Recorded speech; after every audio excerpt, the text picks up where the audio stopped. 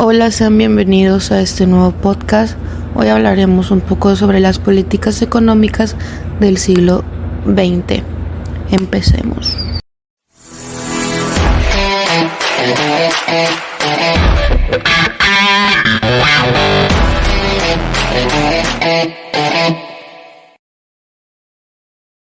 El Estado es una forma de organización social que tiene como finalidad crear un orden necesario, asegurar la convivencia de todas las personas, el bienestar de la nación y establecer medios para el desarrollo cultural, económico, político y social. Ahora bien, las políticas económicas surgen como estrategias, acciones y directrices que implementan en el Estado el fin de alcanzar objetivos específicos, entre los que se encuentran el crecimiento económico, sostenibilidad, la estabilidad financiera, la justa repartición de la riqueza, reducción del desempleo, control de la inflación, entre otros. Las políticas económicas suelen abordar aspectos fiscales, presupuesto, gasto público e impuestos, monetarios, control de la inflación, tipo de interés, cantidad de dinero en circulación, laborales, oferta de empleo, salarios y condiciones laborales dignas, comerciales, regularización del comercio nacional y su impacto en el comercio local, sociales, producción de la justa repartición de la riqueza para la protección de todos los sectores.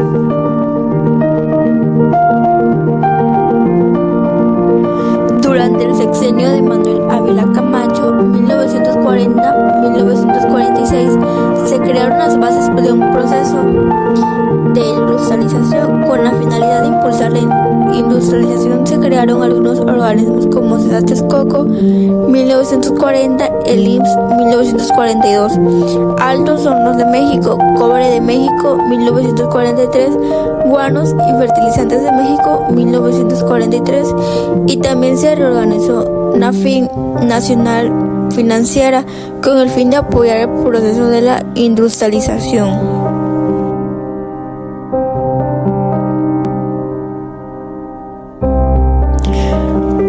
Los principales factores que propiciaron el fomento a la industria en los países subdesarrollados fue la necesidad de abastecer de productos a sus propios mercados, ya que los países desarrollados desabastecieron dicho abastecimiento debido a que se centraron en la producción bélica a la Segunda Guerra Mundial.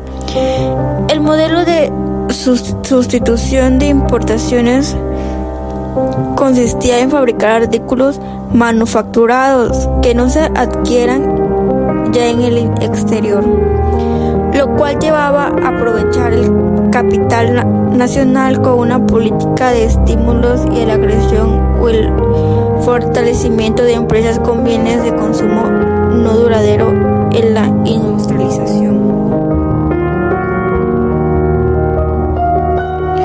Cuando Lázaro Cárdenas llegó a la presidencia, las precursiones negativas para la economía mexicana, la Gran Depresión que se había superado y para finales de la década de los 30, se consolidó el proyecto nacionalista debido a que se instrumentaron diversas políticas y reformas que tenían como objetivo primordial impulsar el desarrollo económico y político del país.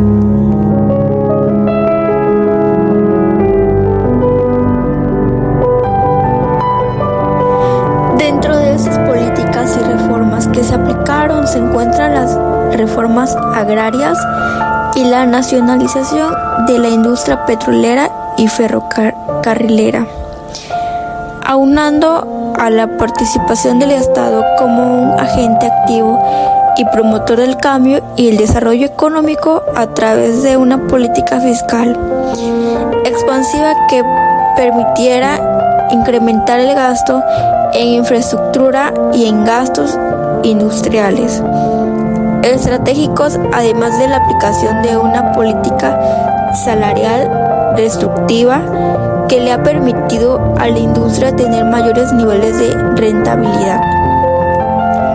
El apoyo nacionalista de Cárdenas se basó en un modelo de crecimiento hacia adentro que demandaba infraestructura económica y la creación de instituciones que permitían visibilizar el desarrollo industrial llamado industrialización por su sustitución de importaciones. En 1939 reglamentó la exportación de las materias primas que requería la industrialización para que fueran usadas internamente. Suprimió algunos impuestos y promulgó un decreto destinado a fomentar actividades industriales totalmente nuevas en el territorio nacional por un medio de la exención de impuestos.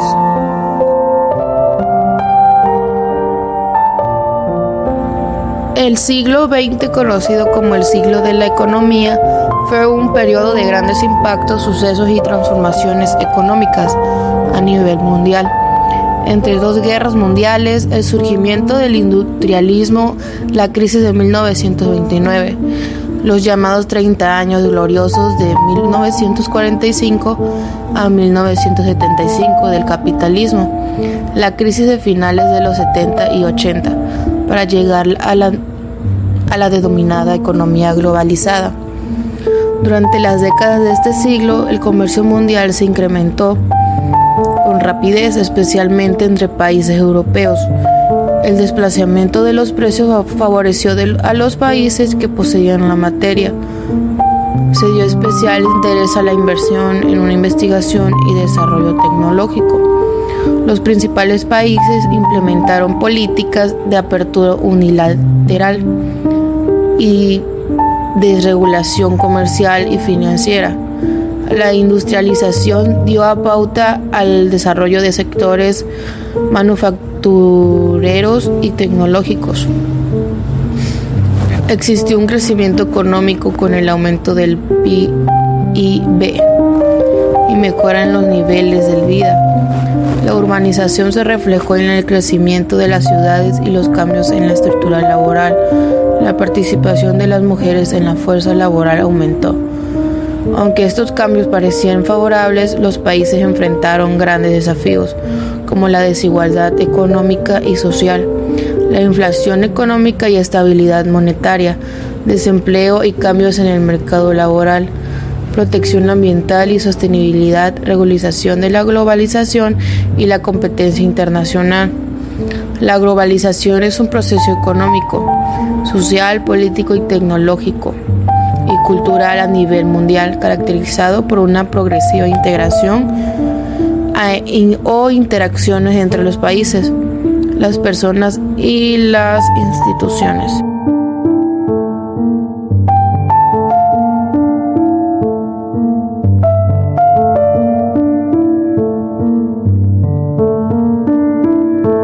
Es importante señalar que al término de la Revolución Mexicana, en 1920, surge el desafío de la reestructura de la economía. Por aquellos años, el petróleo, la minería y los ferrocarriles se encontraban en manos de empresarios extranjeros. La reconstrucción de la economía durante el periodo de Álvaro Obregón y de Plutarco Elías Calles se realizó con poca participación directa del Estado. En 1929 el panorama se ensombrió con la Gran Depresión, la cual tuvo diversos efectos en la economía mexicana por su dependencia hacia los mercados internacionales. Uno de ellos fue la disminución de la demanda externa de los productos nacionales, principalmente de materias primas agrícolas, petróleos y minerales, lo que se tradujo en la disminución de los ingresos de exportación, siendo este el promotor del crecimiento. Otro fue el incremento del desempleo, los bajos niveles de salarios y quiebra de empresas. El proyecto de desarrollo económico aplicado por Obregón y Calles se hizo poco viable, ya que estaba basado en la exportación de materias primas, es decir, era un modelo de exportación primario. Esto permitió que se planteara un nuevo proyecto de desarrollo capitalista. Las exportaciones son el conjunto de bienes y servicios vendidos por un país en territorio extranjero para su consumo. Desarrollo estabilizador. Este modelo comprende de 1958 a 1970 y pretendía mantener la estabilidad económica, política y social. En lo económico buscaba contrarrestar los efectos inflacionarios por medio del sostenimiento de las tasas de interés bancario y la paridad monetaria para que no se afectara el salario real y con ello la calidad de vida de la población. Además, buscaba asegurar la confianza de los inversionistas a no permitir constantes desvaluaciones que pusieran en riesgo la inversión. Durante ese año se incrementa en forma considerable la producción, el gasto público se reduce, lo que representa ahorro interno destinado al mercado nacional para promover la inversión del sector industrial. El Estado otorga incentivos como subsidios y estímulos fiscales mediante la reducción y exención tributaria, así como el impulso a la inversión privada.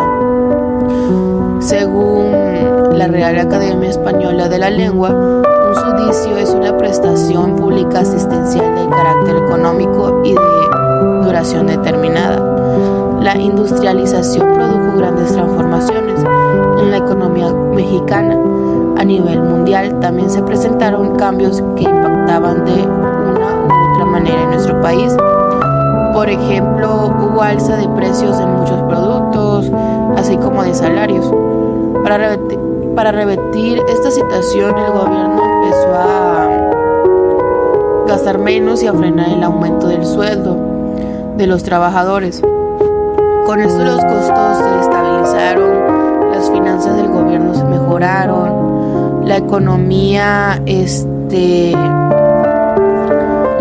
comenzó a crecer con muy poca inflación, es decir, sin que se hiciera circular más dinero y los precios estuvieran aumentando continuamente.